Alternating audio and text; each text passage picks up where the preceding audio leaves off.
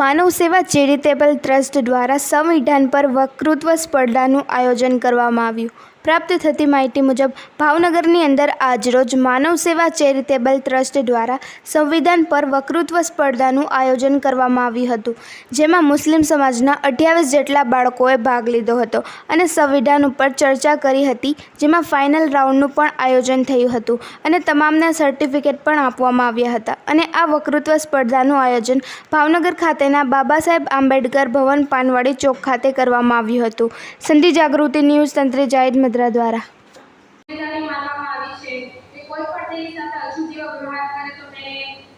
કરવામાં આવે તે માટે કાયદા પણ આપણે કરેલા છે, સરકારે તે માટે કાયદા પણ કરેલા છે.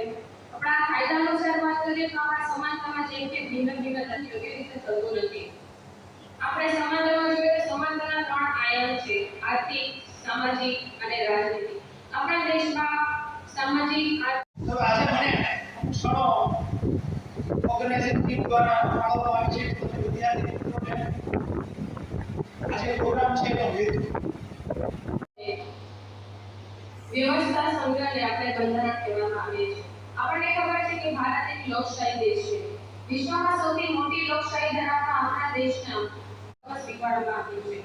હવે આપણે બંધારણની અમલની વાત કરીએ તો જ્યારે બ્રિટિશ સરકાર દ્વારા ભારતના બંધારણમાં ઘડતર અંગે માળખું ઘડવા માટે બંધારણની રચના કરવામાં આવી હતી. ખૂબ ખૂબ આભાર કે આવો સરસ પ્રોગ્રામ આગળ વધે કીધું કે કોન્સ્ટિટ્યુશન વિશે પહેલી વાર